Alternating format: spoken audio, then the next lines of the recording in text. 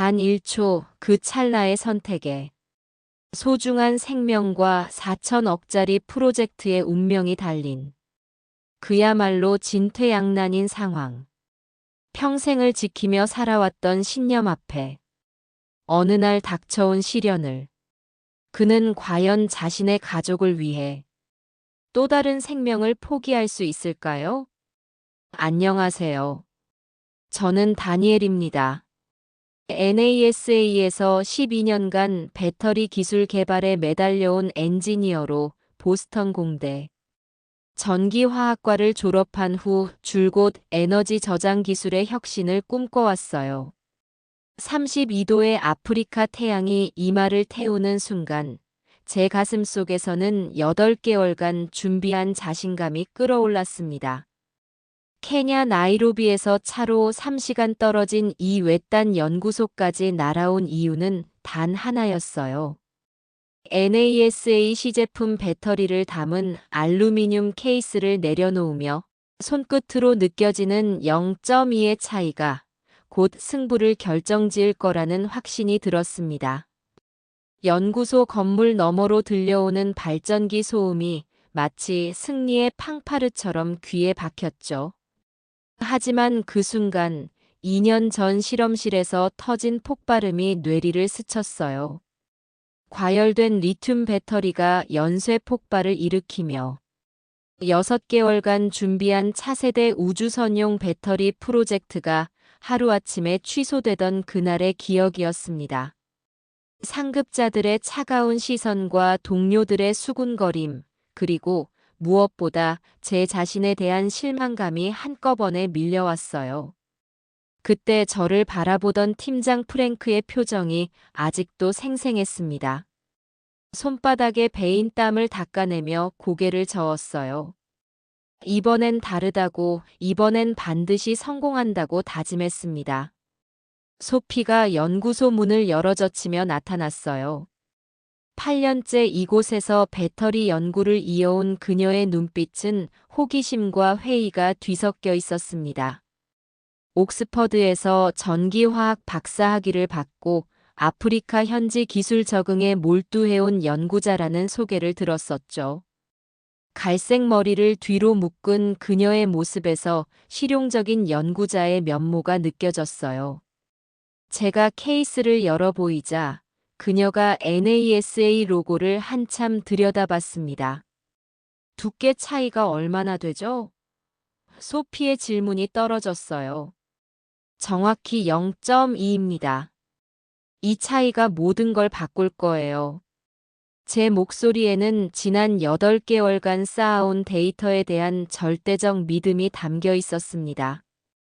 캘리포니아 본사에서 수백 번 반복한 시뮬레이션 결과가 머릿속을 스쳐 지나갔어요.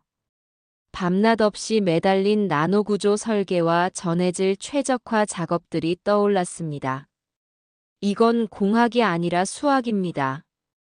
0.2면 답이죠. 소피가 자신의 배터리 샘플을 꺼내 나란히 놓았어요. 육안으로도 명확히 구분되는 두께 차이였습니다. NASA 시제품의 매끄러운 표면이 오후 햇빛을 반사시키며 반짝였죠. 정밀 가공된 알루미늄 하우징이 첨단 기술의 결정체임을 보여주고 있었어요. 반면 현지 배터리는 투박해 보였습니다. 하지만 소피의 표정에서는 묘한 자신감이 엿보였어요. 실증 실험을 제안합니다. 제가 말했어요. 동일 조건에서 연속 부하를 걸어 성능을 비교해보죠. 수치가 모든 걸 증명할 겁니다. 소피가 고개를 끄덕였어요. 좋습니다. 하지만 여기서는 실험실과 다른 변수들이 있다는 걸 염두에 두세요. 고온과 습도, 그리고 예상치 못한 부하 변동까지 말이에요. 제 손이 시제품을 어루만졌습니다. 매끈한 표면 아래 압축된 기술력이 느껴졌어요. 나노 기술로 구현한 전극 구조와 첨단 전해질 조성, 그리고 혁신적인 열 관리 시스템까지 모든 게 완벽했습니다. 본사에서 투입한 2억 달러의 예산과 50명의 연구진, 그리고 제 12년 경력이 모두 이 작은 장치에 걸려 있었죠. 실패는 선택지에 없었어요. 연구소 안으로 들어서며 측정 장비들이 늘어선 실험 테이블을 바라봤습니다. 오실로스코프와 열화상 카메라, 정밀 전류계가 준비되어 있었어요. 독일제 고정밀 측정기들이 이곳까지 운송되어 온 게 신기했습니다. 이곳에서 제 8개월의 노력이 최종 판정을 받게 될 거였어요. 아프리카의 뜨거운 공기가 폐 속으로 스며들면서 승부욕이 다시 한번 타올랐습니다. 소피가 실험 프로토콜을 점검하며 말했어요. 연속 방전 테스트부터 시작하죠. 5A 정전유로 완전 방전까지 진행할게요. 제가 NASA 시제품을 연결하며 자신있게 미소를 지었습니다. 드디어 진짜 실력을 보여드릴 시간이군요. 오전 10시부터 시작된 실험이 4시간째 접어들자 제 자신감이 서서히 균열을 보이기 시작했어요. NASA 시제품의 전압이 예상보다 빠르게 떨어지고 있었습니다. 디지털 멀티미터에 표시되는 수치를 보며 이마에 식은땀이 맺혔어요. 3.7V에서 시작해 지금은 3.2V까지 하락한 상태였습니다. 반면 소피의 현지 배터리는 여전히 3.4V를 유지하고 있었죠. 캘리포니아 본사에서 수백 번 테스트했던 그 완벽한 수치들이 여기서는 무의미해 보였어요. 뭔가 잘못됐어요. 제가 중얼거렸습니다. 손가락으로 측정 케이블을 점검하며 접촉 불량을 의심했어요. 하지만 모든 연결부가 완벽했습니다. 아프리카의 35도 고온이 실험실 에어컨으로도 완전히 차단되지 않고 있었어요. 습도계는 72%를 가리키고 있었습니다. 소피가 열화상 카메라를 들어 두 배터리의 표면 온도를 측정했어요. 빨간색과 노란색으로 표시되는 열분포가 화면에 나타났습니다. NASA 배터리가 47도, 저희 배터리는 39도네요. 제 심장이 빨라졌어요. 2년 전 폭발 사고가 바로 과열에서 시작됐다는 사실이 뇌리를 스쳤습니다. 그때도 이렇게 예상치 못한 온도 상승으로 시작됐었죠. 리튬 이온 배터리가 임계점을 넘으며 연쇄 반응을 일으켰던 그 순간이 생생했어요. 화재 경보기가 울리고 연구원들이 대피하던 아수라장, 그리고 프로젝트 전체가 하루아침에 취소되던 그 참담함까지 모든 게 되살아났습니다. 온도 차이가 8도라니. 제가 혼잣말로 중얼거렸습니다. 본사 실험실에서는 이런 일이 없었거든요. 항온항습 챔버에서 진행한 수백 번의 테스트에서 온도 변화는 항상 2도 이내였어요. 20도의 완벽한 실험 환경에서 도출한 모든 데이터가 현실 앞에서 무력해지고 있었습니다. 정오가 되자 상황이 더욱 심각해졌어요. NASA 시제품 내부에서 미세한 가스 방출음이 들려왔습니다. 배터리 케이스의 안전 밸브가 작동하는 소리였죠. 제 얼굴이 창백해졌어요. 내부 압력이 상승하고 있어요. 소피가 조심스럽게 말했습니다. 배터리를 격리시켜야 할 것 같은데요. 아직 아니에요. 제가 다급하게 말했어요. 조금만 더 지켜봅시다. 이 정도는 안전 범위 내에 있어요. 하지만 내심 극도로 불안했습니다. 폭발 트라우마가 다시 고개를 들고 있었어요. 손바닥에 땀이 계속 났고 심장 박동이 빨라졌습니다. 오후 1시가 되자 상황이 더욱 악화됐어요. NASA 시제품의 방전 곡선이 급격히 기울어지기 시작했습니다. 3.0V를 넘나들며 불안정한 모습을 보였어요. 전압이 롤러코스터를 타듯 오르락내리락 했습니다. 소피가 부하 저항을 조정하며 제안했어요. 5A 부하가 너무 큰 것 같은데요. 3A로 낮춰볼까요? 아니요. 제가 단호하게 말했습니다. 실제 사용 환경에서는 이 정도 부하가 일반적이에요. 조건을 바꾸면 공정한 비교가 아니죠. 하지만 내심 절망적이었어요. 실험실 데이터에 따르면 5A 연속 방전에서도 최소 6시간은 버텨야 했거든요. 0.2 얇은 설계로 달성한 높은 에너지 밀도가 분명 우위를 보여줘야 했습니다. 지금 상태로는 4시간도 채 못 버틸 것 같았어요. 오후 2시 정각, 제가 가장 두려워했던 일이 벌어졌습니다. NASA 시제품의 전압이 2.8V 아래로 떨어지며 보호 회로가 작동했어요. 완전 방전을 알리는 빨간 LED가 깜빡이기 시작했습니다. 마치 제 경력에 종료 신호를 보내는 것 같았어요. 이럴 수가. 제 목소리가 떨렸습니다. 소피가 현지 배터리의 잔량을 확인했어요. 녹색 LED가 여전히 안정적으로 점등되고 있었습니다. 저희 배터리는 아직 42% 남았네요. 대략 3시간은 더 쓸 수 있을 것 같아요.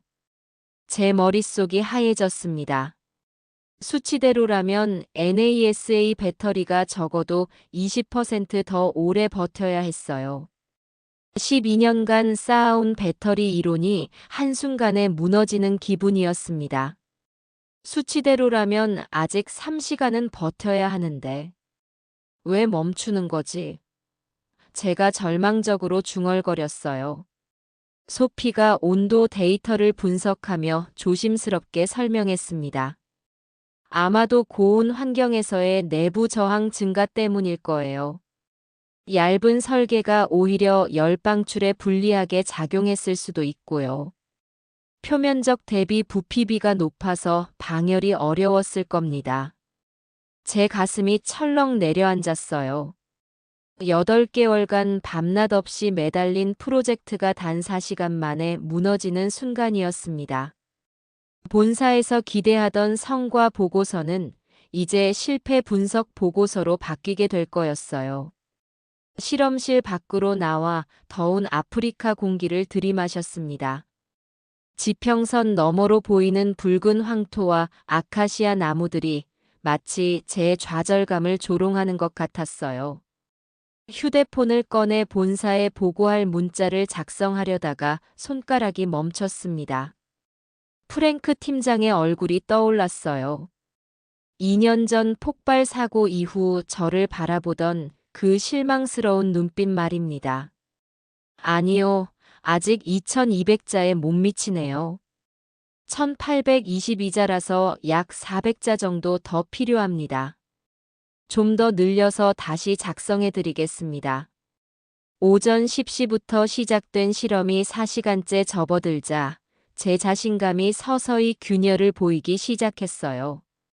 NASA 시제품의 전압이 예상보다 빠르게 떨어지고 있었습니다. 디지털 멀티미터에 표시되는 수치를 보며 이마에 식은땀이 맺혔어요. 3.7V에서 시작해 지금은 3.2V까지 하락한 상태였습니다. 반면 소피의 현지 배터리는 여전히 3.4V를 유지하고 있었죠. 캘리포니아 본사에서 수백 번 테스트했던 그 완벽한 수치들이 여기서는 무의미해 보였어요. 통제된 실험실 환경과 아프리카 현실 사이의 격차가 이렇게 클 줄은 몰랐습니다. 뭔가 잘못됐어요. 제가 중얼거렸습니다. 손가락으로 측정 케이블을 점검하며 접촉 불량을 의심했어요. 하지만 모든 연결부가 완벽했습니다. 아프리카의 35도 고온이 실험실 에어컨으로도 완전히 차단되지 않고 있었어요. 습도계는 72%를 가리키고 있었는데 본사 실험실의 40%와는 천지 차이였습니다. 창문 너머로 보이는 사막 바람이 건물 틈새로 스며드는 게 느껴졌어요. 소피가 열화상 카메라를 들어 두 배터리의 표면 온도를 측정했어요. 빨간색과 노란색으로 표시되는 열분포가 화면에 나타났습니다. NASA 배터리 쪽은 완전히 빨간색으로 물들어 있었어요. NASA 배터리가 47도, 저희 배터리는 39도네요. 제 심장이 빨라졌어요. 2년 전 폭발 사고가 바로 과열에서 시작됐다는 사실이 뇌리를 스쳤습니다. 그때도 이렇게 예상치 못한 온도 상승으로 시작됐었죠. 리튬 이온 배터리가 50도 임계점을 넘으며 연쇄 반응을 일으켰던 그 순간이 생생했어요. 화재 경보기가 울리고 연구원들이 대피하던 아수라장, 그리고 프로젝트 전체가 하루아침에 취소되던 그 참담함까지 모든 게 되살아났습니다. 동료들의 원망 섞인 시선과 상급자들의 차가운 책망이 귓가에 맴돌았어요. 온도 차이가 8도라니. 제가 혼잣말로 중얼거렸습니다. 본사 실험실에서는 이런 일이 없었거든요. 항온항습 챔버에서 진행한 수백 번의 테스트에서 온도 변화는 항상 2도 이내였어요. 20도의 완벽한 실험 환경에서 도출한 모든 데이터가 현실 앞에서 무력해지고 있었습니다. 마치 실험실이라는 온실에서 자란 연약한 식물이 거친 자연 환경에 노출된 기분이었어요. 정오가 되자 상황이 더욱 심각해졌어요. NASA 시제품 내부에서 미세한 가스 방출음이 들려왔습니다. 배터리 케이스의 안전 밸브가 작동하는 소리였죠. 제 얼굴이 창백해졌어요. 이 소리를 들으면 항상 2년 전 그 악몽이 되살아났습니다. 내부 압력이 상승하고 있어요. 소피가 조심스럽게 말했습니다. 배터리를 격리시켜야 할 것 같은데요. 아직 아니에요. 제가 다급하게 말했어요. 조금만 더 지켜봅시다. 이 정도는 안전 범위 내에 있어요. 하지만 내심 극도로 불안했습니다. 폭발 트라우마가 다시 고개를 들고 있었어요. 손바닥에 땀이 계속 났고 심장 박동이 분당 120회를 넘나들었습니다. 목구멍이 바짝 타들어가는 느낌이었어요. 오후 1시가 되자 상황이 더욱 악화됐어요. NASA 시제품의 방전 곡선이 급격히 기울어지기 시작했습니다. 3.0V를 넘나들며 불안정한 모습을 보였어요. 전압이 롤러코스터를 타듯 오르락 내리락 했습니다. 오실로스코프 화면에 그려지는 파형이 마치 심전도처럼 불규칙했어요. 소피가 부하 저항을 조정하며 제안했어요. 5A 부하가 너무 큰 것 같은데요. 3A로 낮춰볼까요? 아니요. 제가 단호하게 말했습니다. 실제 사용 환경에서는 이 정도 부하가 일반적이에요. 조건을 바꾸면 공정한 비교가 아니죠. 하지만 내심 절망적이었어요. 실험실 데이터에 따르면 5A 연속 방전에서도 최소 6시간은 버텨야 했거든요. 0.2 얇은 설계로 달성한 높은 에너지 밀도가 분명 우위를 보여줘야 했습니다. 지금 상태로는 4시간도 채 못 버틸 것 같았어요. 8개월간의 밤샘 작업과 팀원들의 헌신이 무너지는 소리가 들리는 것 같았습니다. 오후 2시 정각, 제가 가장 두려워했던 일이 벌어졌습니다. NASA 시제품의 전압이 2.8V 아래로 떨어지며 보호 회로가 작동했어요. 완전 방전을 알리는 빨간 LED가 깜빡이기 시작했습니다.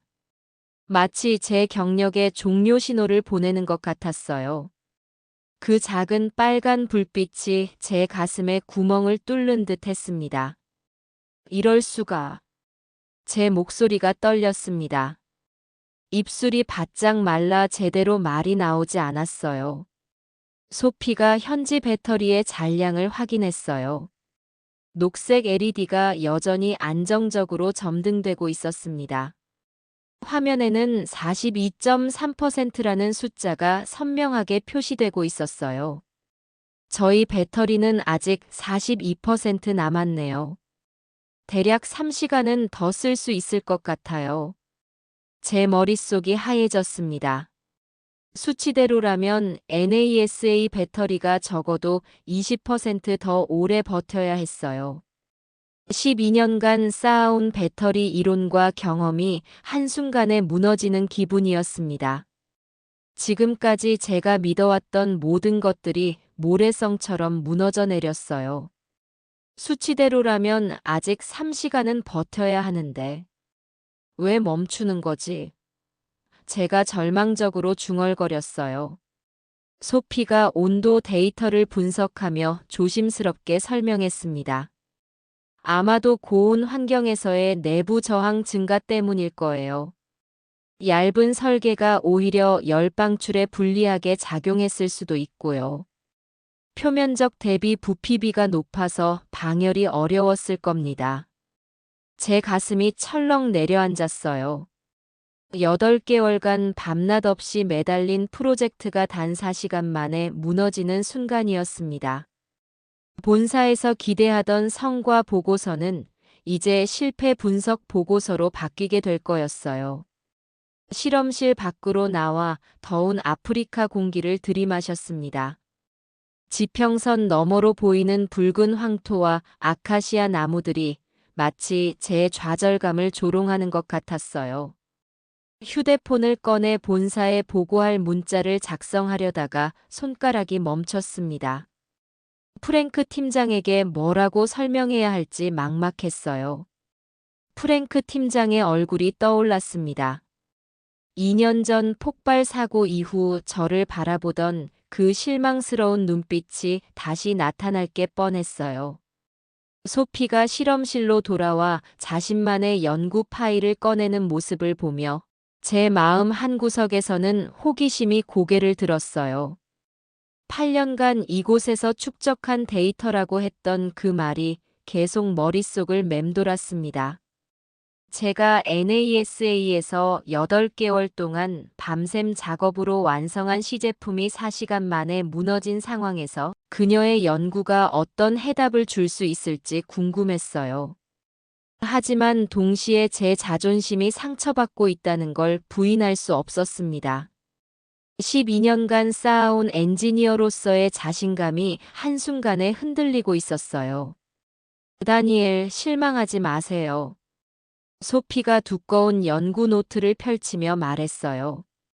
저희도 처음 3년간은 계속 실패했거든요. 고온에서 배터리가 제 성능을 발휘하지 못하는 건 여기서는 일상적인 일이에요. 제가 그녀의 노트를 들여다봤습니다. 빼곡히 적힌 온도별 성능 데이터와 그래프들이 눈에 들어왔어요. 2017년부터 시작된 기록들이 연도별로 정리되어 있었습니다. 35도, 40도, 45도 환경에서의 방전 특성 분석이 상세하게 기록되어 있었어요. 실패한 실험들도 빨간 펜으로 솔직하게 표시되어 있었습니다. 보세요, 이게 저희 철학이에요. 소피가 노트 한 페이지를 가리켰습니다. 형광펜으로 강조된 문구가 선명했어요. 우린 두께를 줄이지 않았습니다. 발열 문제를 해결했죠. 그 말이 제 가슴에 꽂혔어요. 지금까지 저는 0.2 얇게 만드는 것에만 매달려 있었거든요. 에너지 밀도를 높이고 부피를 줄이는 것이 곧 혁신이라고 믿어왔습니다. 실리콘밸리와 NASA에서 통용되는 공식이었죠. 하지만 소피의 접근 방식은 완전히 달랐어요. 소피가 자신의 배터리 단면 도면을 보여줬습니다. 정밀하게 그려진 CAD 도면이었어요. 다층 냉각 채널을 보세요. 각 전지셀 사이에 0.5 간격으로 미세한 공기 순환로를 만들었어요.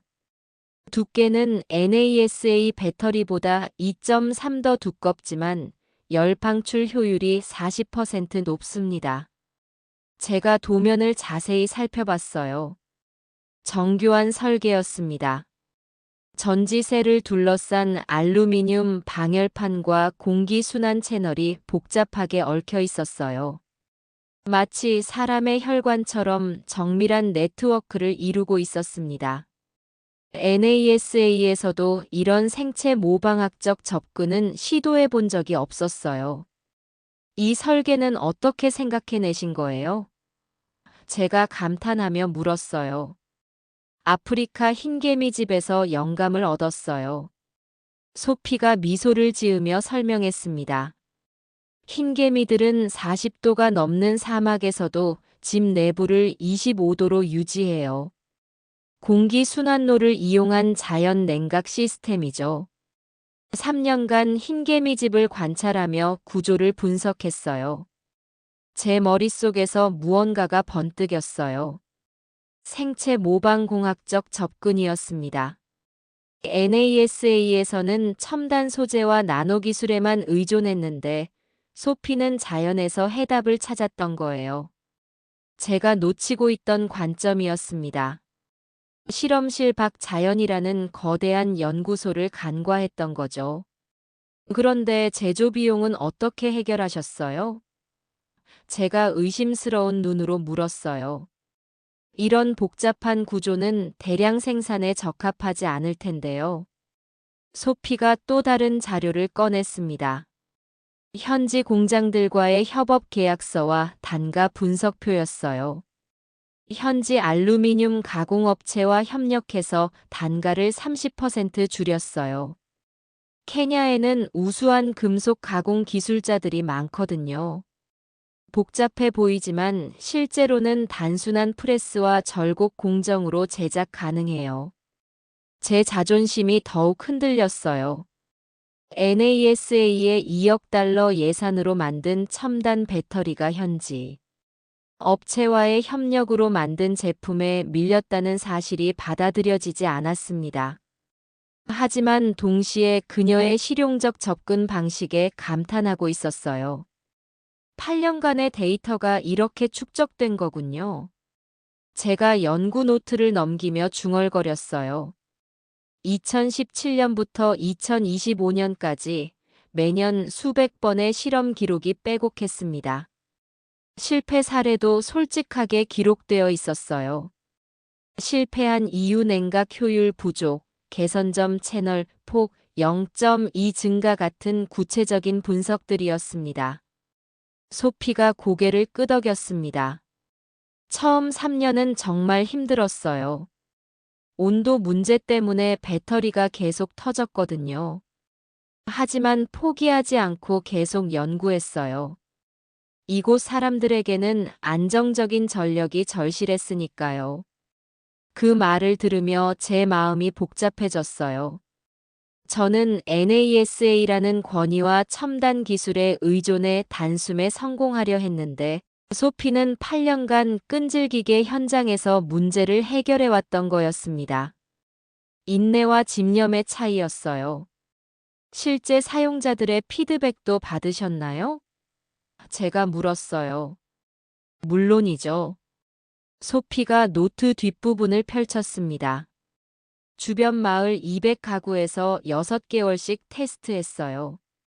학교, 진료소, 상점에서 실제로 사용해보고 문제점을 개선했어요. 제가 그 기록들을 들여다봤어요. 사용자별 코멘트가 상세하게 기록되어 있었습니다. 밤에 갑자기 꺼져서 아이들이 무서워했다. 한 달 써봤는데 성능이 떨어지지 않는다. 이전 배터리보다 훨씬 믿을만하다 같은 생생한 의견들이었어요. 이게 바로 저희와 NASA의 차이점이에요. 소피가 진지하게 말했습니다. 당신들은 실험실에서 완벽한 제품을 만들려 하지만 저희는 현장에서 사용자와 함께 제품을 키워나가요. 제 목구멍이 메어왔어요. 그녀의 말이 전곡을 찔렀거든요. NASA에서 저는 동료 엔지니어들의 인정만 받으면 된다고 생각했어요. 하지만 진짜 사용자는 아프리카 오지의 사람들이었습니다. 혁신의 기준이 다른 거군요. 제가 인정하듯 말했어요. 맞아요. 소피가 확신에 찬 목소리로 답했습니다. 혁신은 기술자가 아니라 사용자가 판정한다는 게 저희 철학이에요. 그 순간 제 머릿속에서 12년간 쌓아온 엔지니어로서의 자부심과 새로운 관점 사이에서 격렬한 충돌이 일어났어요. NASA의 권위와 소피의 현실적 접근 사이에서 저는 혼란스러웠습니다. 과연 무엇이 진정한 혁신일까요? 오후 4시 제 휴대폰이 요란하게 울렸어요. 화면에 나타난 이름을 보자 심장이 철렁 내려앉았습니다. 프랭크 팀장이었어요.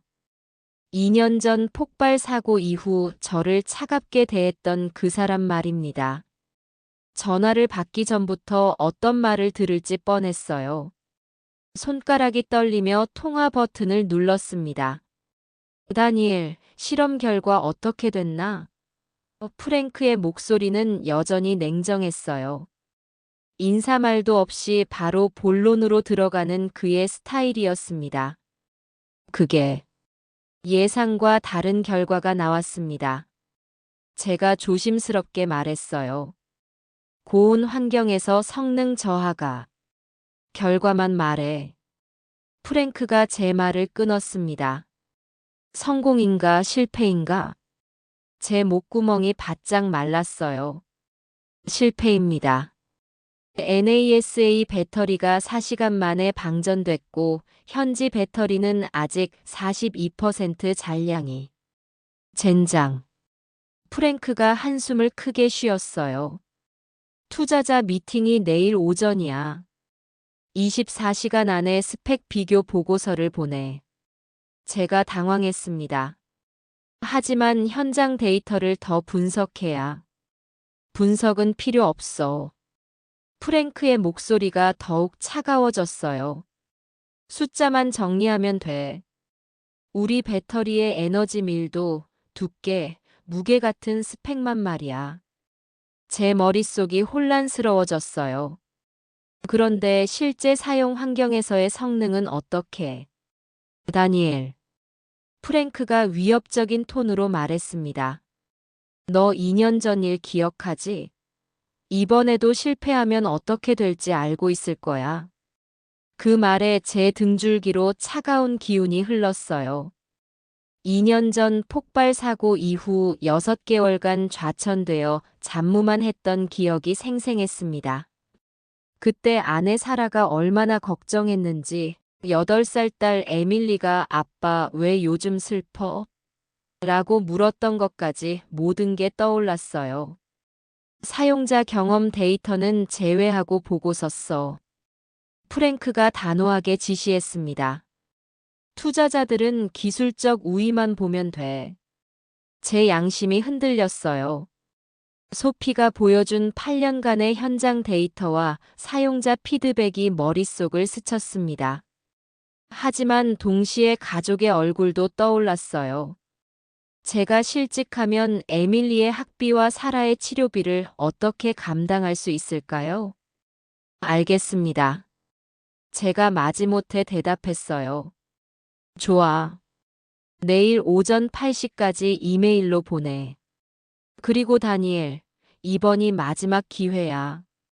프랭크가 전화를 끊었습니다. 휴대폰을 내려놓으며 제 손이 떨리고 있다는 걸 깨달았어요. 소피가 제 표정을 보고 걱정스러운 눈빛을 보냈습니다. 무슨 일이에요? 소피가 조심스럽게 물었어요. 본사에서 24시간 안에 보고서를 요구합니다.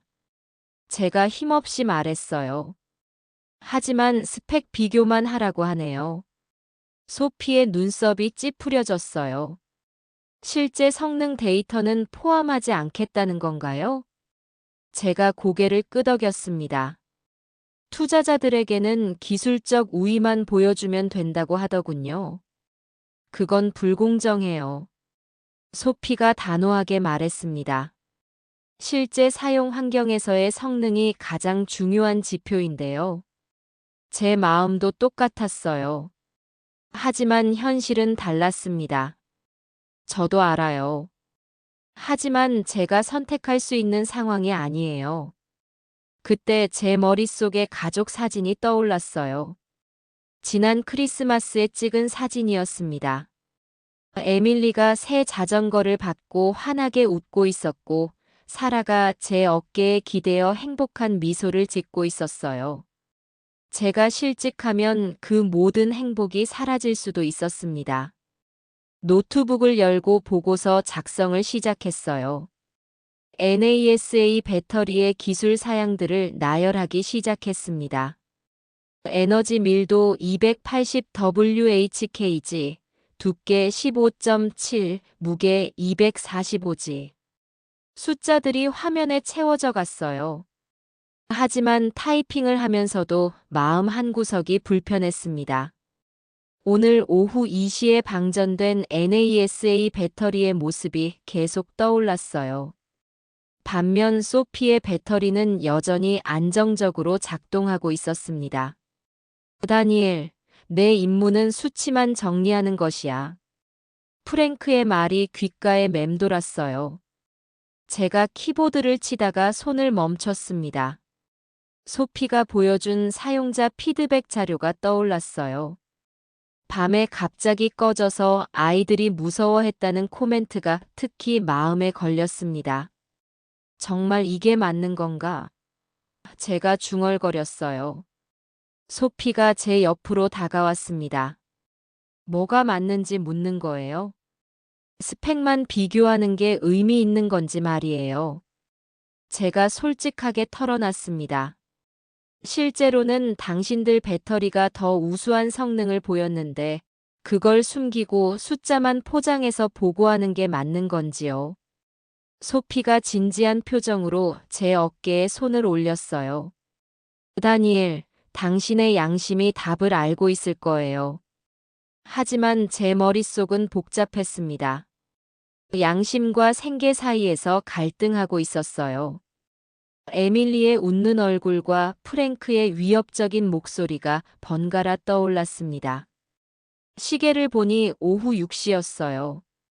18시간 후면 보고서를 제출해야 했습니다. 제 인생에서 가장 중요한 선택의 순간이 다가오고 있었어요. 창밖으로 아프리카의 석양이 붉게 물들어가고 있었습니다.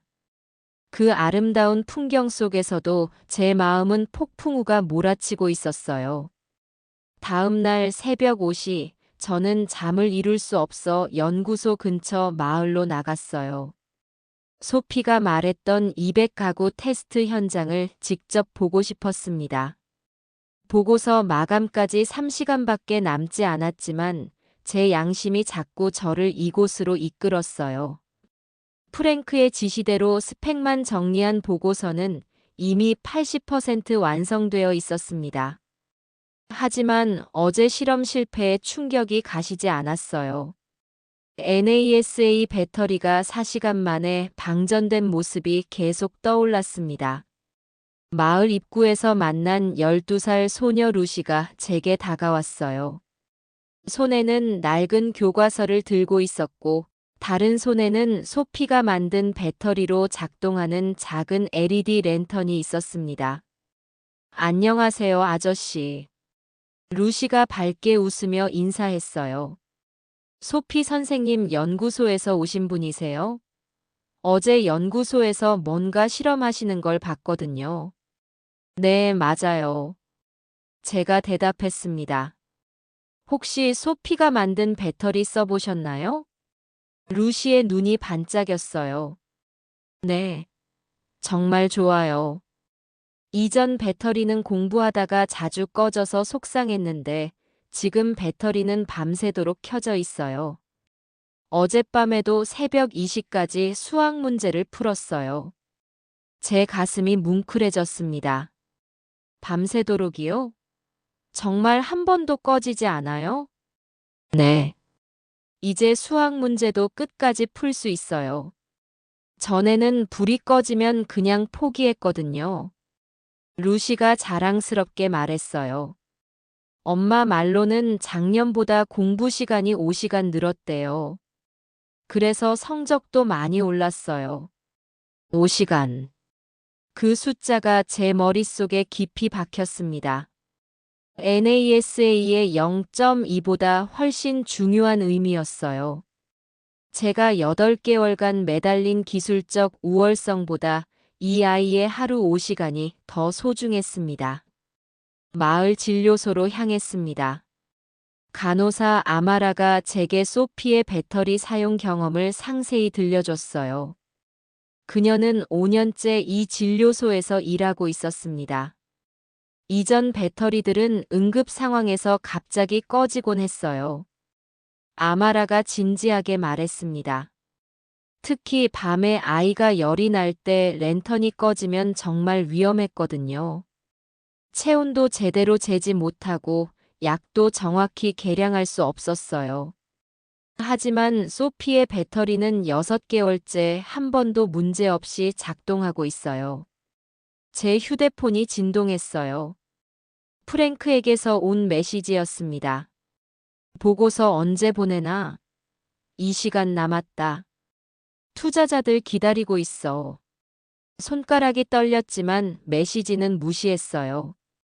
대신 상점 주인 자베드를 찾아갔습니다. 그의 가게는 마을에서 유일한 식료품점이었어요. 소피의 배터리 덕분에 장사가 늘었어요. 자베드가 환하게 웃으며 말했습니다. 밤 9시까지 가게를 열 수 있게 되어서 수입이 30% 증가했어요. 아이들 학비를 더 낼 수 있게 됐죠. 큰아들이 고등학교에 진학할 수 있게 됐어요. 제 눈시울이 뜨거워졌어요. 이런 이야기들은 NASA 보고서에 한 줄도 들어가지 않을 예정이었습니다. 하지만 이것이야말로 진짜 혁신의 가치 아니었을까요? 0.2 얇은 설계보다 이 사람들의 삶에 미친 실질적 변화가 더 중요했어요. 다시 루시를 만났어요. 아이가 갑자기 울먹이며 말했습니다. 어제까지 밝았던 표정이 불안해 보였어요. 아저씨, 소피 선생님 배터리가 없어지는 건 아니죠? 어제 다른 어른들이 와서 뭔가 재고 있었는데. 혹시 더 좋은 배터리가 나와서 이걸 바꾸는 건 아니죠? 왜 그런 걸 걱정해? 제가 물었어요. 전에 쓰던 배터리는 자주 고장 났거든요. 그러면 공부를 못해요. 저는 의사가 되고 싶은데. 공부를 못하면 꿈을 이룰 수 없잖아요. 루시의 목소리가 떨렸어요. 소피 선생님 배터리가 없으면 다시 밤에 공부 못해요. 그 순간 제 가슴이 터질 것 같았습니다. 이 아이의 꿈이 배터리 성능에 달려있다는 사실이 충격이었어요. NASA의 기술적 우월성 같은 건 이 아이에게는 전혀 중요하지 않았습니다. 중요한 건 밤새 꺼지지 않는 안정성이었어요. 루시아. 제가 무릎을 꿇고 아이와 눈을 맞췄습니다. 0.2보다 중요한 건 포기하지 않는 집념이야. 너처럼 말이야. 연구소로 돌아가는 길에 제 휴대폰이 또 울렸어요. 이번에는 프랭크가 직접 전화를 걸어왔습니다. 목소리에서 조급함이 느껴졌어요. 다니엘, 대체 뭐 하는 거야? 1시간 남았는데 보고서는 언제 보내나? 투자자 미팅 시간이 다가오고 있어. 곧 보내겠습니다. 제가 대답했어요. 내용은 확인했지? 스펙 비교만 들어간 거 맞지? 에너지 밀도, 두께, 무게 같은 기술적 우위 사항만. 제 손이 주먹을 쥐었습니다. 네, 확인했습니다. 하지만 제 마음은 이미 결정되어 있었어요. 연구소에 도착하자마자 노트북을 열었습니다. 그리고 기존 보고서를 모두 삭제했어요. 8시간 동안 작성한 스펙 중심 보고서가 한순간에 사라졌습니다. 새로운 보고서를 작성하기 시작했습니다. 제목은 아프리카 현지 실증 실험 결과 및 사용자 경험 분석 보고서였어요. 첫 페이지에는 루시의 사진을 넣었습니다. 루시의 5시간 공부 이야기부터 시작했습니다. 아마라의 응급 상황 경험, 자베드의 수입 증가 사례까지 모든 걸 포함했어요. NASA 배터리의 실패 원인도 솔직하게 기록했습니다.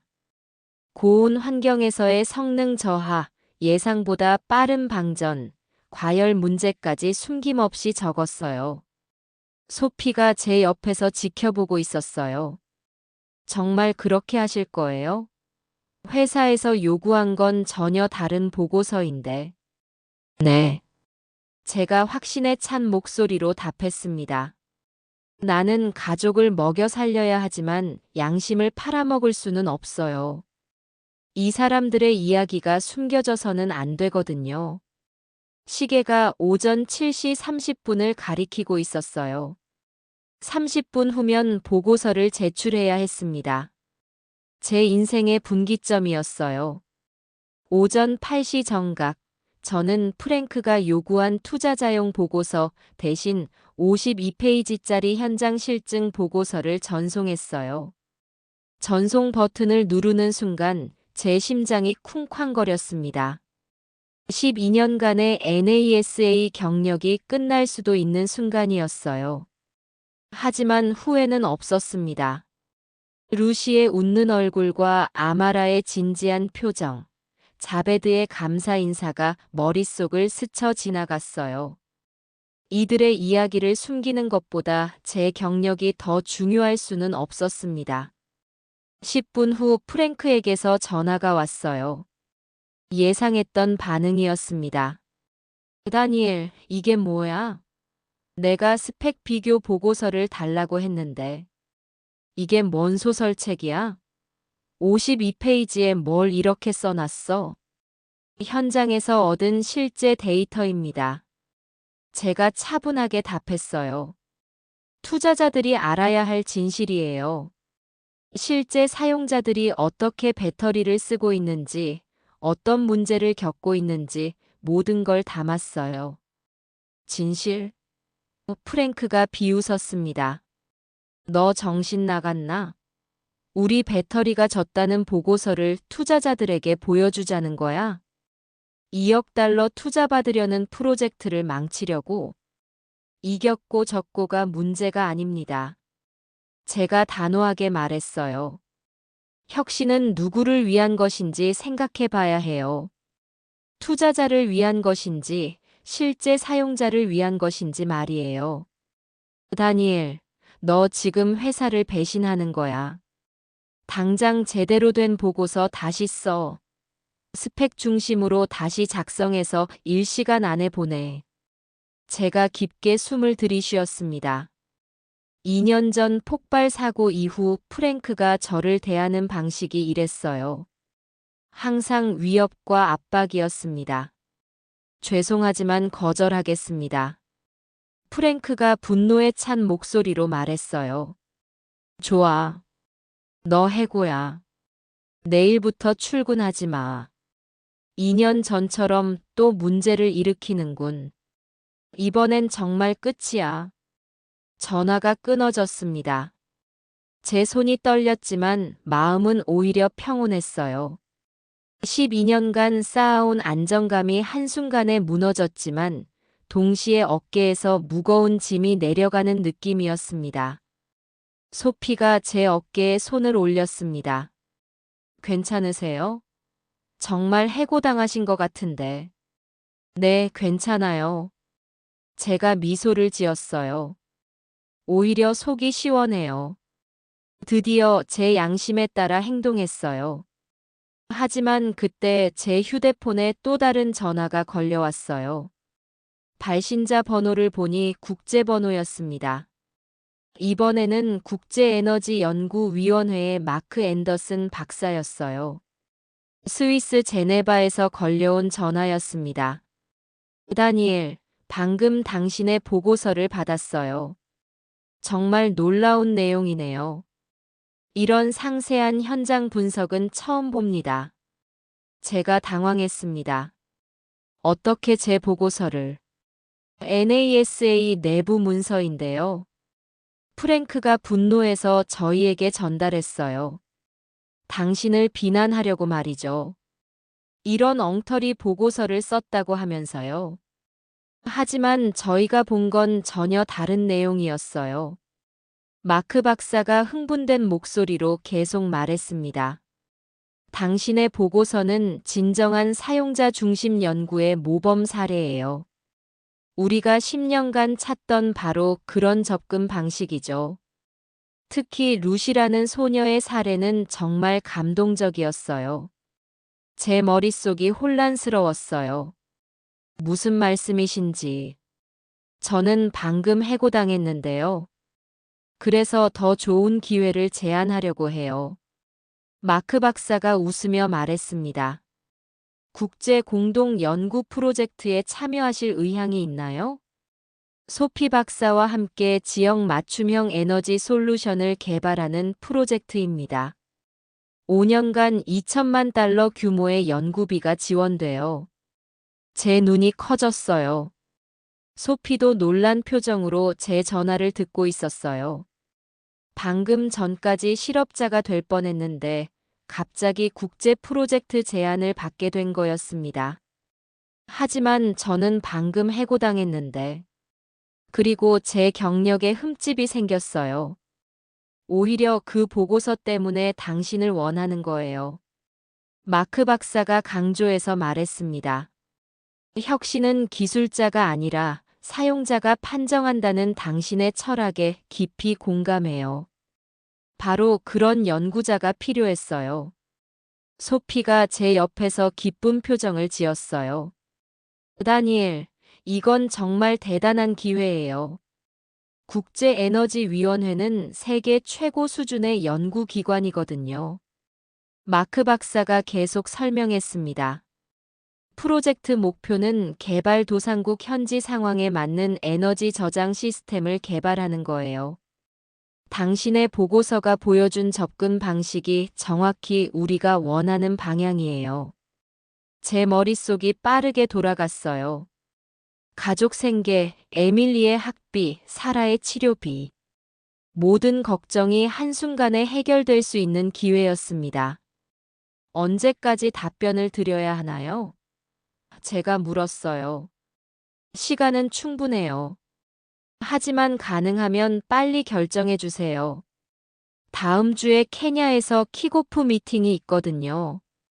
전화를 끊고 소피와 마주봤어요. 그녀의 눈에서 기대와 설렘이 보였습니다. 다니엘, 정말 받아들이실 거예요? 소피가 물었어요. 솔직히 아직 믿기지 않아요. 제가 답했습니다. 1시간 전에는 해고당했는데 지금은 국제 프로젝트 제안을 받고 있으니까요. 하지만 제 마음은 이미 결정되어 있었어요. 루시의 꿈, 아마라의 사명감, 자베드의 희망. 이 모든 것들이 제게 방향을 제시하고 있었습니다. 네, 받아들이겠어요. 제가 확신 있게 말했습니다. 이제 정말 의미 있는 일을 할 때가 된 것 같아요. 1년 후 제네바에서 열린 국제 에너지 포럼에서 우리의 연구 결과를 발표하는 날이 왔어요.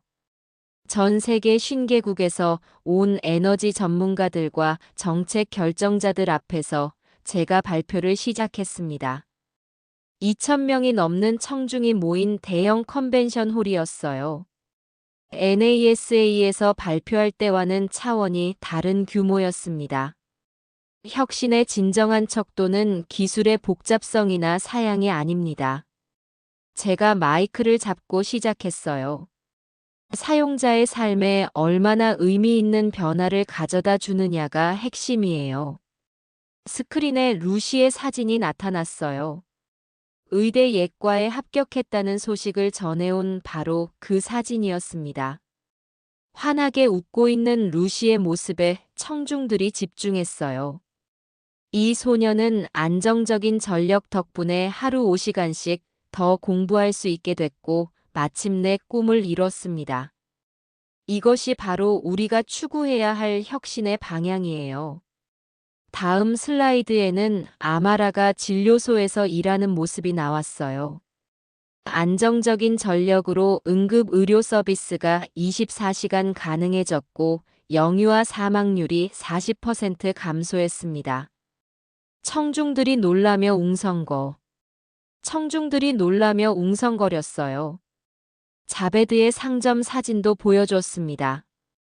야간 운영으로 지역 경제가 활성화되어 평균 소득이 35% 증가했고 아이들의 교육 기회도 확대됐습니다. 발표가 진행될수록 청중들의 반응이 뜨거워졌어요. 단순한 기술 발표가 아니라 사람들의 삶이 어떻게 변화했는지를 보여주는 이야기였거든요.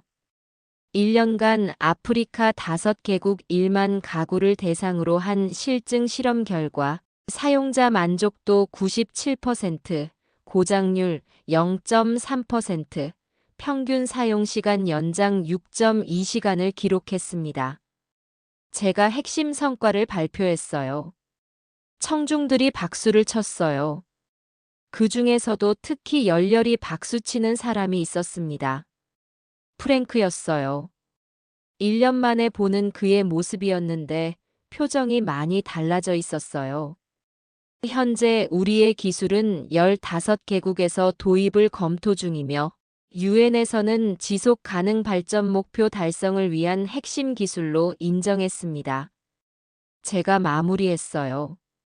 발표가 끝나자 기립박수가 터져 나왔어요. 많은 사람들이 질문을 하고 싶어 했지만 시간 관계상 몇 개만 받을 수 있었습니다.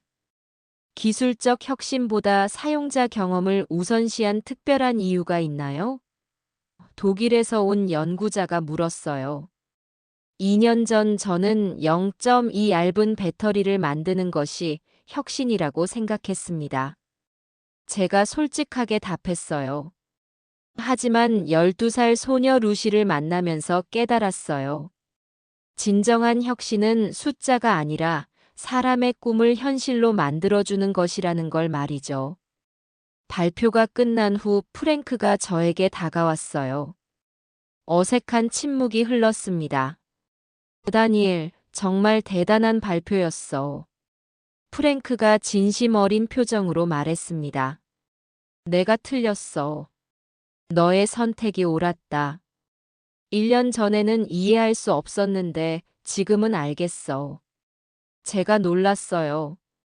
프랭크. NASA도 이제 방향을 바꾸고 있어. 프랭크가 계속 말했습니다. 사용자 중심 설계로 말이야. 내가 보여준 길을 따라가려고 해. 실제로 아프리카 지역 협력 프로젝트를 시작했어. 정말요? 제가 놀라며 물었어요. 내 보고서가 NASA 내부에서 화제가 됐어. 처음에는 비판적이었지만 결과를 보고 나서 모든 게 바뀌었지. 이제 모든 프로젝트에서 사용자 경험 분석을 필수로 하고 있어. 그의 사과를 받아들이며 제 마음이 따뜻해졌어요. 과거의 갈등보다 미래의 협력이 더 중요했습니다. 소피가 제 옆에서 미소를 지었습니다. 다니엘, 이제 정말 글로벌 표준이 되는 거네요. 우리가 케냐에서 시작한 작은 실험이 여기까지 왔어요. 네. 제가 감격스럽게 답했습니다. 하지만 이건 시작일 뿐이에요. 더 많은 지역, 더 많은 사람들에게 도움이 되어야 해요. 포럼 마지막 날, 저는 올해의 혁신상을 수상했어요. 상을 받으며 제가 한 소감은 간단했습니다.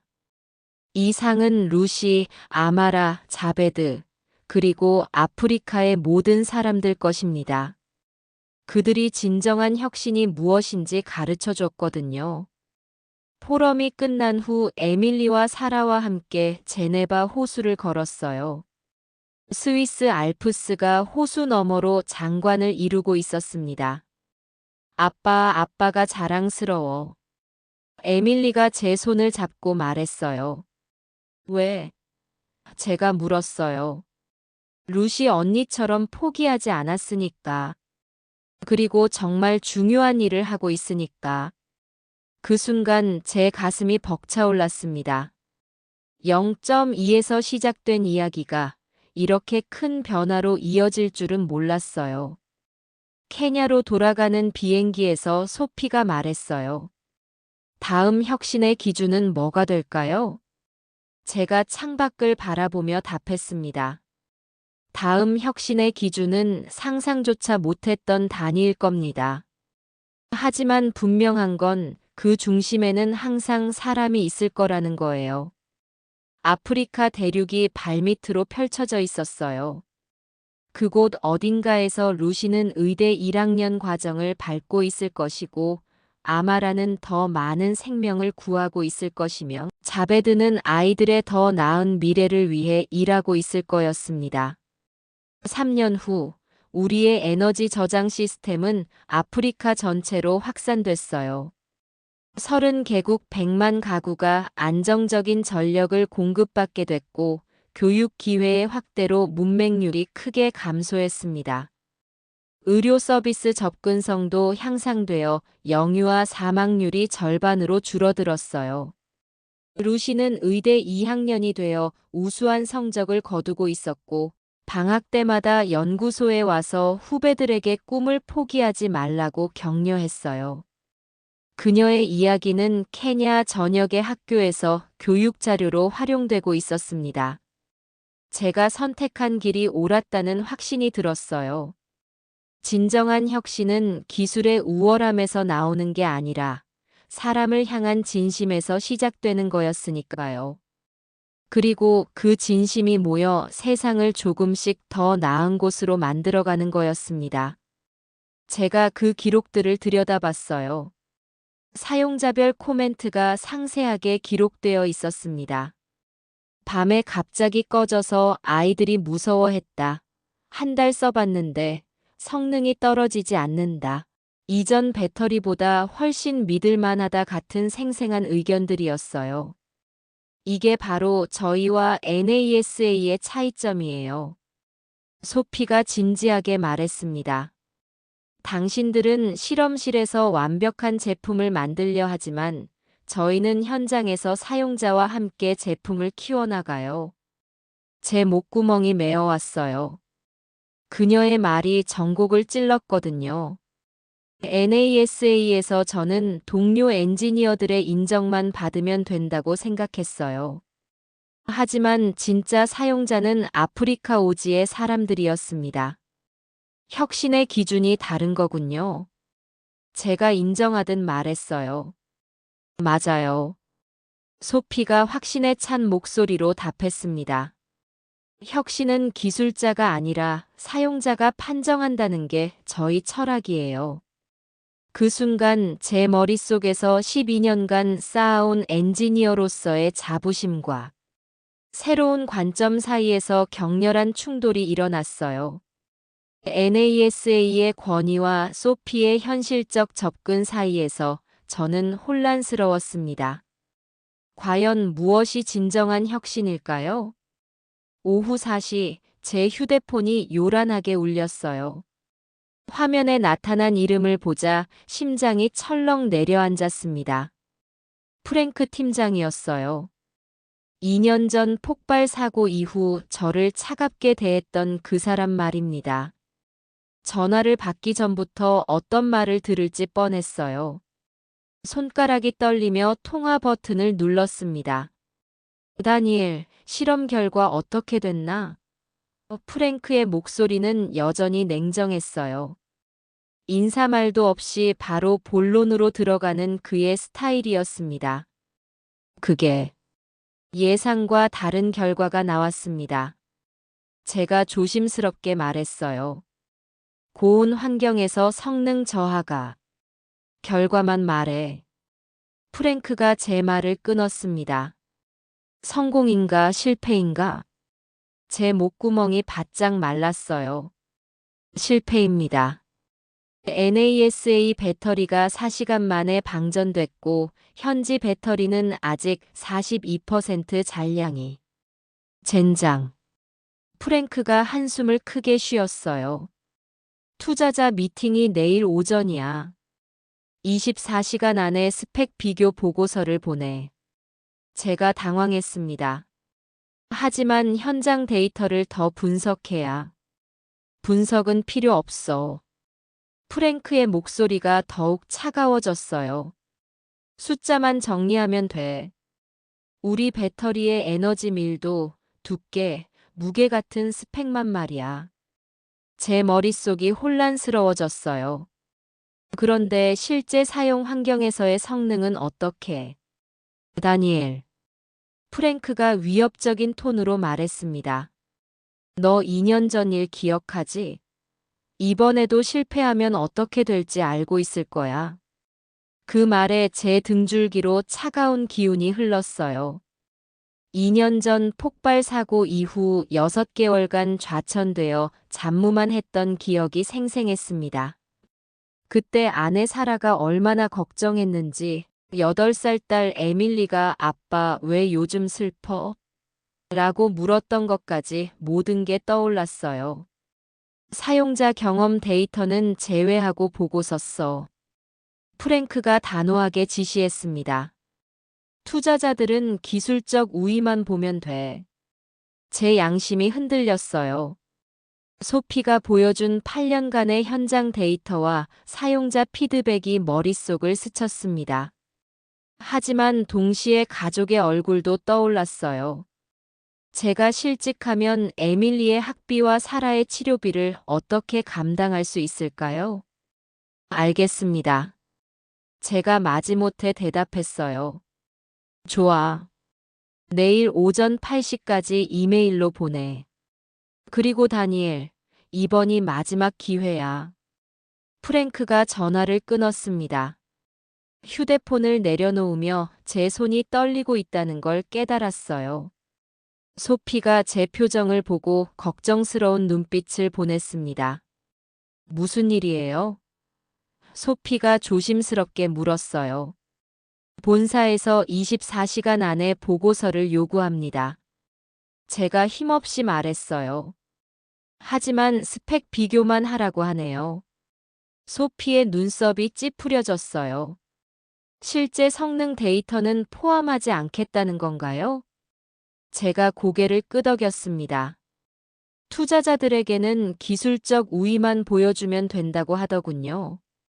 그건 불공정해요. 소피가 단호하게 말했습니다. 실제 사용 환경에서의 성능이 가장 중요한 지표인데요. 제 마음도 똑같았어요. 하지만 현실은 달랐습니다. 저도 알아요. 하지만 제가 선택할 수 있는 상황이 아니에요. 그때 제 머릿속에 가족 사진이 떠올랐어요. 지난 크리스마스에 찍은 사진이었습니다. 에밀리가 새 자전거를 받고 환하게 웃고 있었고, 사라가 제 어깨에 기대어 행복한 미소를 짓고 있었어요. 제가 실직하면 그 모든 행복이 사라질 수도 있었습니다. 노트북을 열고 보고서 작성을 시작했어요. NASA 배터리의 기술 사양들을 나열하기 시작했습니다. 에너지 밀도 280Whkg, 두께 15.7, 무게 245g. 숫자들이 화면에 채워져 갔어요. 하지만 타이핑을 하면서도 마음 한구석이 불편했습니다. 오늘 오후 2시에 방전된 NASA 배터리의 모습이 계속 떠올랐어요. 반면 소피의 배터리는 여전히 안정적으로 작동하고 있었습니다. 다니엘, 내 임무는 수치만 정리하는 것이야. 프랭크의 말이 귓가에 맴돌았어요. 제가 키보드를 치다가 손을 멈췄습니다. 소피가 보여준 사용자 피드백 자료가 떠올랐어요. 밤에 갑자기 꺼져서 아이들이 무서워했다는 코멘트가 특히 마음에 걸렸습니다. 정말 이게 맞는 건가? 제가 중얼거렸어요.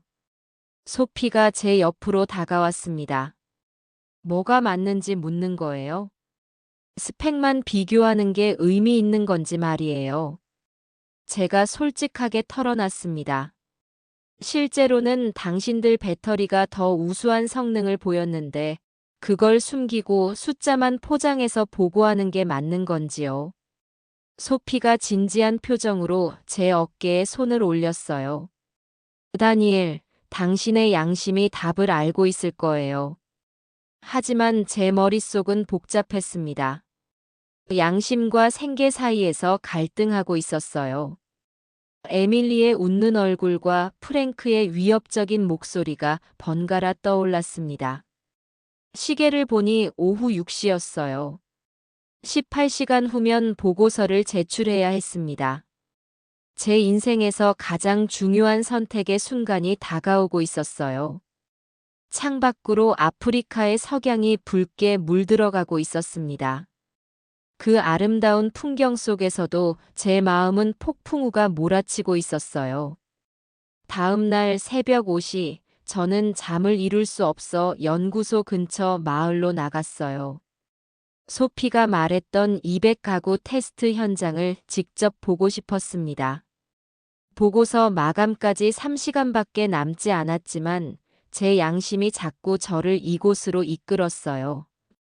프랭크의 지시대로 스펙만 정리한 보고서는 이미 80% 완성되어 있었습니다. 하지만 어제 실험 실패에 충격이 가시지 않았어요. NASA 배터리가 4시간 만에 방전된 모습이 계속 떠올랐습니다. 마을 입구에서 만난 12살 소녀 루시가 제게 다가왔어요.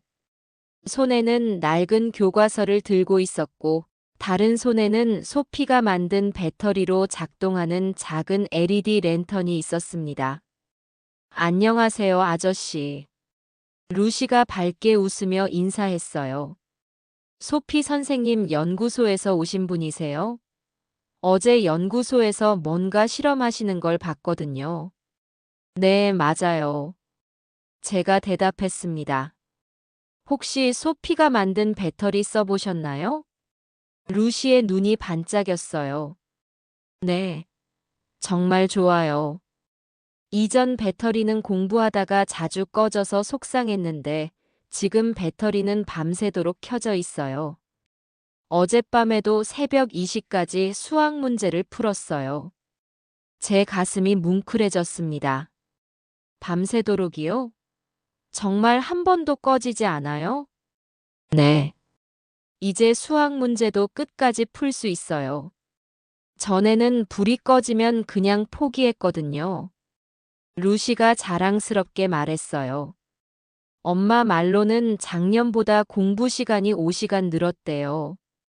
그래서 성적도 많이 올랐어요. 5시간. 그 숫자가 제 머릿속에 깊이 박혔습니다. NASA의 0.2보다 훨씬 중요한 의미였어요. 제가 8개월간 매달린 기술적 우월성보다 이 아이의 하루 5시간이 더 소중했습니다. 마을 진료소로 향했습니다. 간호사 아마라가 제게 소피의 배터리 사용 경험을 상세히 들려줬어요. 그녀는 5년째 이 진료소에서 일하고 있었습니다. 이전 배터리들은 응급 상황에서 갑자기 꺼지곤 했어요. 아마라가 진지하게 말했습니다. 특히 밤에 아이가 열이 날 때 랜턴이 꺼지면 정말 위험했거든요.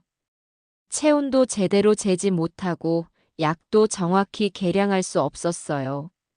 하지만 소피의 배터리는 6개월째 한 번도 문제없이 작동하고 있어요. 제 휴대폰이 진동했어요. 프랭크에게서 온 메시지였습니다. 보고서 언제 보내나? 2시간 남았다. 투자자들 기다리고 있어. 손가락이 떨렸지만 메시지는 무시했어요. 대신 상점 주인 자베드를 찾아갔습니다. 그의 가게는 마을에서 유일한 식료품점이었어요. 소피의 배터리 덕분에 장사가 늘었어요. 자베드가 환하게 웃으며 말했습니다. 밤 9시까지 가게를 열 수 있게 되어서 수입이 30% 증가했어요. 아이들 학비를 더 낼 수 있게 됐죠. 큰아들이 고등학교에 진학할 수 있게 됐어요. 제 눈시울이 뜨거워졌어요. 이런 이야기들은 NASA 보고서에 한 줄도 들어가지 않을 예정이었습니다. 하지만 이것이야말로 진짜 혁신의 가치 아니었을까요? 0.2 얇은 설계보다 이 사람들의 삶에 미친 실질적 변화가 더 중요했어요. 다시 루시를 만났어요. 아이가 갑자기 울먹이며 말했습니다. 어제까지 밝았던 표정이 불안해 보였어요. 아저씨, 소피 선생님 배터리가 없어지는 건 아니죠? 어제 다른 어른들이 와서 뭔가 재고 있었는데. 혹시 더 좋은 배터리가 나와서 이걸 바꾸는 건 아니죠? 왜 그런 걸 걱정해? 제가 물었어요. 전에 쓰던 배터리는 자주 고장 났거든요. 그러면 공부를 못해요. 저는 의사가 되고 싶은데. 공부를 못하면 꿈을 이룰 수 없잖아요. 루시의 목소리가 떨렸어요. 소피 선생님 배터리가 없으면 다시 밤에 공부 못해요. 그 순간 제 가슴이 터질 것 같았습니다. 이 아이의 꿈이 배터리 성능에 달려있다는 사실이 충격이었어요. NASA의 기술적 우월성 같은 건 이 아이에게는 전혀 중요하지 않았습니다. 중요한 건 밤새 꺼지지 않는 안정성이었어요. 루시아. 제가 무릎을 꿇고 아이와 눈을 맞췄습니다. 0.2보다 중요한 건 포기하지 않는 집념이야. 너처럼 말이야. 연구소로 돌아가는 길에 제 휴대폰이 또 울렸어요. 이번에는 프랭크가 직접 전화를 걸어왔습니다. 목소리에서 조급함이 느껴졌어요. 다니엘, 대체 뭐 하는 거야? 일 시간 남았는데 보고서는 언제 보내나? 투자자 미팅 시간이 다가오고 있어. 곧 보내겠습니다. 제가 대답했어요. 내용은 확인했지? 스펙 비교만 들어간 거 맞지? 에너지 밀도, 두께, 무게 같은 기술적 우위 사항만. 제 손이 주먹을 쥐었습니다. 네, 확인했습니다. 하지만 제 마음은 이미 결정되어 있었어요. 연구소에 도착하자마자 노트북을 열었습니다. 그리고 기존 보고서를 모두 삭제했어요. 8시간 동안 작성한 스펙 중심 보고서가 한순간에 사라졌습니다. 새로운 보고서를 작성하기 시작했습니다. 제목은 아프리카 현지 실증 실험 결과 및 사용자 경험 분석 보고서였어요. 첫 페이지에는 루시의 사진을 넣었습니다. 루시의 5시간 공부 이야기부터 시작했습니다. 아마라의 응급 상황 경험, 자베드의 수입 증가 사례까지 모든 걸 포함했어요. NASA 배터리의 실패 원인도 솔직하게 기록했습니다. 고온 환경에서의 성능 저하, 예상보다 빠른 방전, 과열 문제까지 숨김없이 적었어요. 소피가 제 옆에서 지켜보고 있었어요. 정말 그렇게 하실 거예요? 회사에서 요구한 건 전혀 다른 보고서인데. 네. 제가 확신에 찬 목소리로 답했습니다. 나는 가족을 먹여 살려야 하지만 양심을 팔아먹을 수는 없어요. 이 사람들의 이야기가 숨겨져서는 안 되거든요. 시계가 오전 7시 30분을 가리키고 있었어요. 30분 후면 보고서를 제출해야 했습니다. 제 인생의 분기점이었어요. 오전 8시 정각, 저는 프랭크가 요구한 투자자용 보고서 대신 52페이지짜리 현장 실증 보고서를 전송했어요. 전송 버튼을 누르는 순간 제 심장이 쿵쾅거렸습니다. 12년간의 NASA 경력이 끝날 수도 있는 순간이었어요. 하지만 후회는 없었습니다.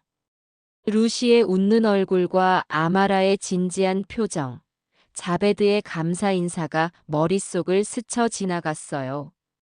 이들의 이야기를 숨기는 것보다 제 경력이 더 중요할 수는 없었습니다. 10분 후 프랭크에게서 전화가 왔어요. 예상했던 반응이었습니다. 다니엘, 이게 뭐야? 내가 스펙 비교 보고서를 달라고 했는데. 이게 뭔 소설책이야? 52페이지에 뭘 이렇게 써놨어? 현장에서 얻은 실제 데이터입니다. 제가 차분하게 답했어요. 투자자들이 알아야 할 진실이에요. 실제 사용자들이 어떻게 배터리를 쓰고 있는지, 어떤 문제를 겪고 있는지 모든 걸 담았어요. 진실? 프랭크가 비웃었습니다. 너 정신 나갔나? 우리 배터리가 졌다는 보고서를 투자자들에게 보여주자는 거야? 2억 달러 투자받으려는 프로젝트를 망치려고? 이겼고 졌고가 문제가 아닙니다. 제가 단호하게 말했어요. 혁신은 누구를 위한 것인지 생각해 봐야 해요. 투자자를 위한 것인지 실제 사용자를 위한 것인지 말이에요. 다니엘, 너 지금 회사를 배신하는 거야. 당장 제대로 된 보고서 다시 써. 스펙 중심으로 다시 작성해서 1시간 안에 보내. 제가 깊게 숨을 들이쉬었습니다. 2년 전 폭발 사고 이후 프랭크가 저를 대하는 방식이 이랬어요. 항상 위협과 압박이었습니다. 죄송하지만 거절하겠습니다. 프랭크가 분노에 찬 목소리로 말했어요. 좋아. 너 해고야. 내일부터 출근하지 마.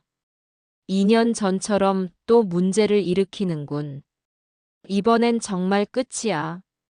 전화가 끊어졌습니다.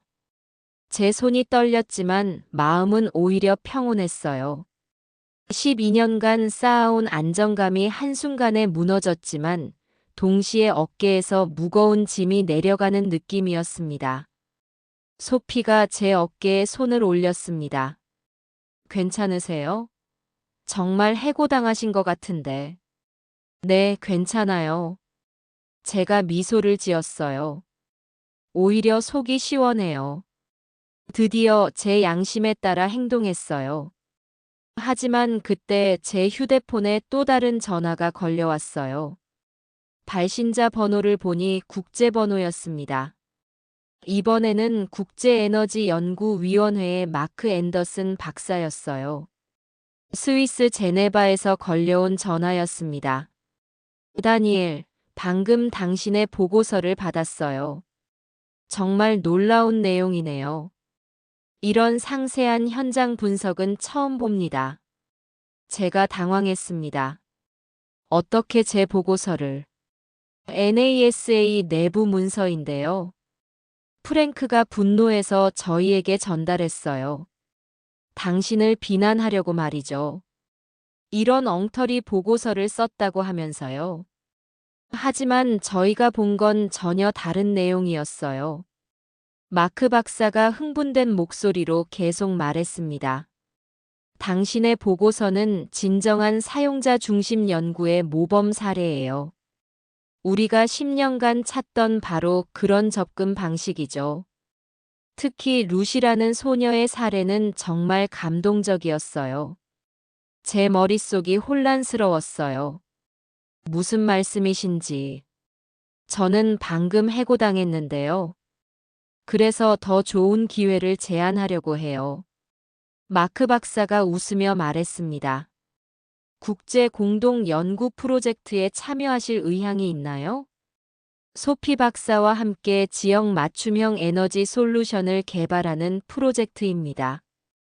5년간 2천만 달러 규모의 연구비가 지원돼요. 제 눈이 커졌어요. 소피도 놀란 표정으로 제 전화를 듣고 있었어요. 방금 전까지 실업자가 될 뻔했는데 갑자기 국제 프로젝트 제안을 받게 된 거였습니다. 하지만 저는 방금 해고당했는데. 그리고 제 경력에 흠집이 생겼어요. 오히려 그 보고서 때문에 당신을 원하는 거예요. 마크 박사가 강조해서 말했습니다. 혁신은 기술자가 아니라 사용자가 판정한다는 당신의 철학에 깊이 공감해요. 바로 그런 연구자가 필요했어요.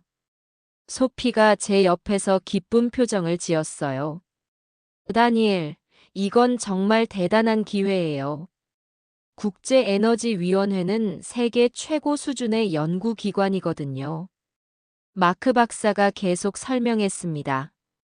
프로젝트 목표는 개발도상국 현지 상황에 맞는 에너지 저장 시스템을 개발하는 거예요. 당신의 보고서가 보여준 접근 방식이 정확히 우리가 원하는 방향이에요. 제 머릿속이 빠르게 돌아갔어요. 가족 생계, 에밀리의 학비, 사라의 치료비. 모든 걱정이 한순간에 해결될 수 있는 기회였습니다. 언제까지 답변을 드려야 하나요? 제가 물었어요. 시간은 충분해요. 하지만 가능하면 빨리 결정해 주세요. 다음 주에 케냐에서 킥오프 미팅이 있거든요. 전화를 끊고 소피와 마주봤어요.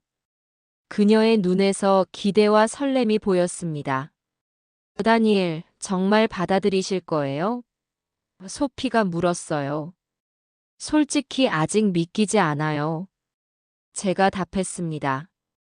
1시간 전에는 해고당했는데 지금은 국제 프로젝트 제안을 받고 있으니까요.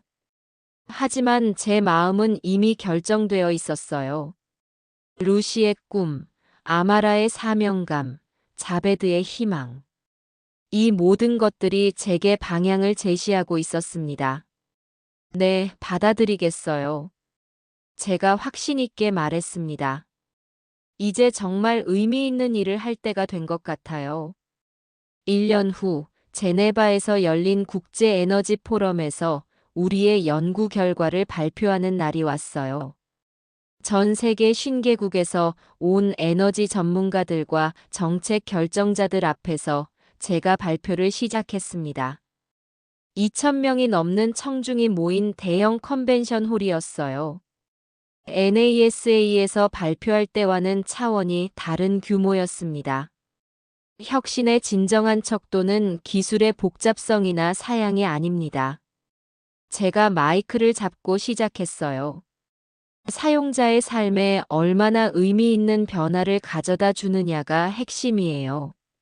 스크린에 루시의 사진이 나타났어요.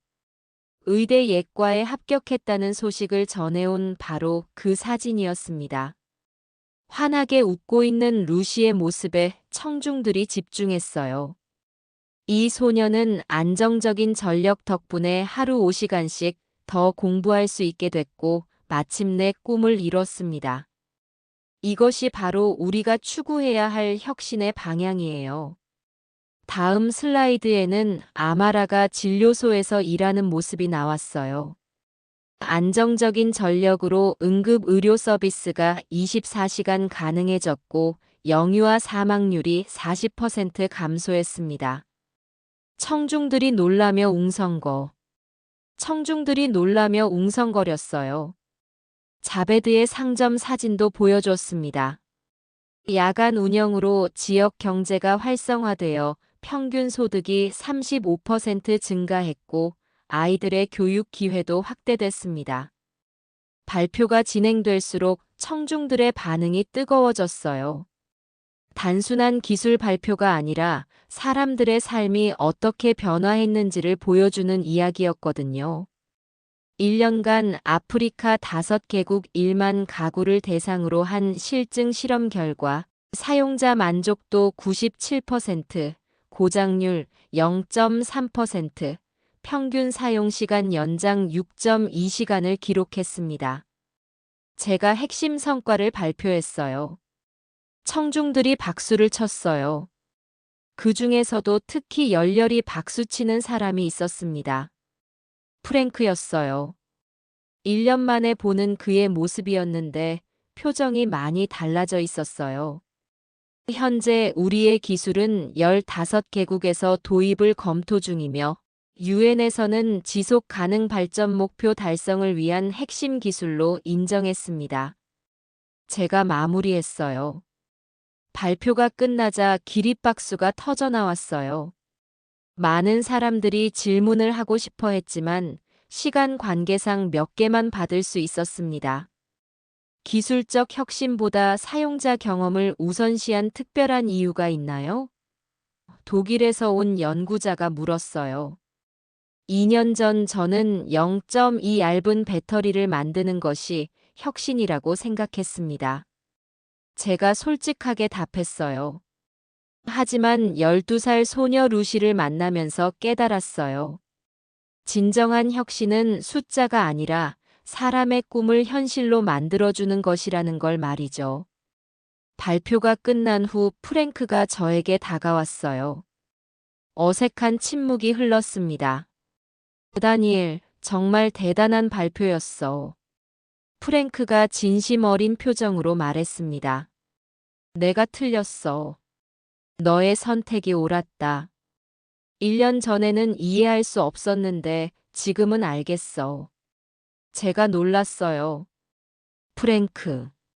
NASA도 이제 방향을 바꾸고 있어. 프랭크가 계속 말했습니다. 사용자 중심 설계로 말이야. 내가 보여준 길을 따라가려고 해. 실제로 아프리카 지역 협력 프로젝트를 시작했어.